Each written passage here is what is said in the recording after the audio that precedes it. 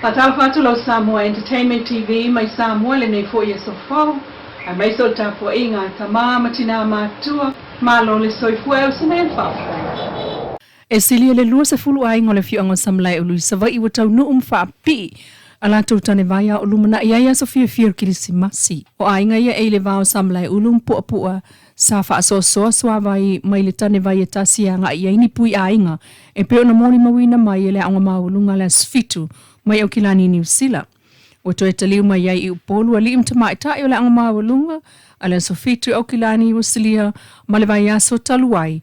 Talu na fa solo la lato ngā luinga so soani i Samoa. Mo o tuai sa vai i e tufa mea onga, mo se vaenga wa onga ya o fiai ma le onga tulanga luoi fanga. Peitai ol malanga tuai mātu i sifolo motu, i le nuo samalai ulu, ina i so soani le uti ul suava i maua, i se vaenga o tangata nu o soifua i le motele. Mama waile ava noa fa tal noa, i le pule o le a onga, le fionga a fua matu chesi. Tupela lea, ina mato malanga mai ai, to pulava pe about 3,000 a student, to mawhai iai. O le talitonunga, o le make a difference, ia mato iai se au ngama au nanga o tamaiti a onga. Ia i lua i la tole au ma le fia sosoani atu. Ia o le wha moe lava la le project le nei. O le o mai e tamaiti se i lato tangolima ma afu mai loa au na. Be a true servant. So making a difference la na mato, first of all, whaio mato fundraising. Pia maua e valu sfulu afe. O le whai unga vaso nei le to e taliwa i le aonga a le sofitu i New Zealand. O le vevesile na tupu i tono le mota whaamasino le whaamasinonga whanua ma swafa. I le taimi o le mta upu o pili atua na i whaasanga i a whenga i le sonafi. Le ana moli mawina i le matai o le whionga o tua nai o sela asanga na tu maulalo i nai le mamalu o le whaamsinonga. Ai o le anga i whanua o le whaaloalo ma le ava fatafata a Samoa. Ai sumai le whaafunga i se vaenga o le whaatalanoanga mtu stala i le sonafi le umanea o le whaale tonu. Saka umwhai e ave le apili le ngei e le i kauinga le whionga i a saenga le apili le ngei. O ngai whaapea mo ia. O le kaumwhai o le inga ia o le ngu. Lea sa pe sa au kikele ia i le ilo longa i le so. O le mafuanga nga. Ni sui o le whionga toi ina matua ia na e saunua lea na iluma lea na whaitete ia i o tolu temi na vevesi ai. Sui mai le whionga o tuana. Ea sa ia i le whionga ia le whionga tuana.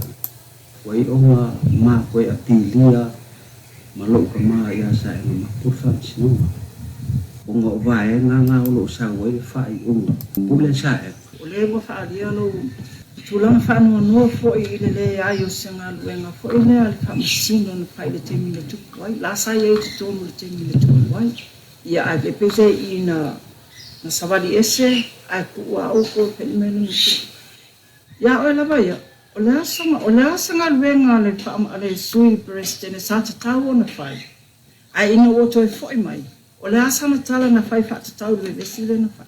I la umai kau i le malo si anga o le lea o le whaamasingo. Ai lisi o le so o le whaamasingo a pili. E whai asi malo si le whaamasingo le ma whai ala.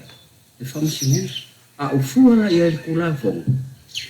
O le kangaka whaakuwha la veikong. O le saunga le mea.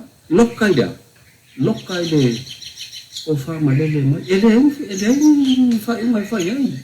O le upu lafo le nga lafo. Ka whao maa i ako le si fo i ka maari o le si a fio anga. Sa ka ma loka e lungo la, le malo si angola. E whaamsingo. O puku saanga, ma le whaalo. Lo tato tulilo ina pea, whesese inga nei, vao le fio anga o tua nai, whaatasiai ma whenga, ai o whenga, ma le fio anga o le au waa, ona o lau ele.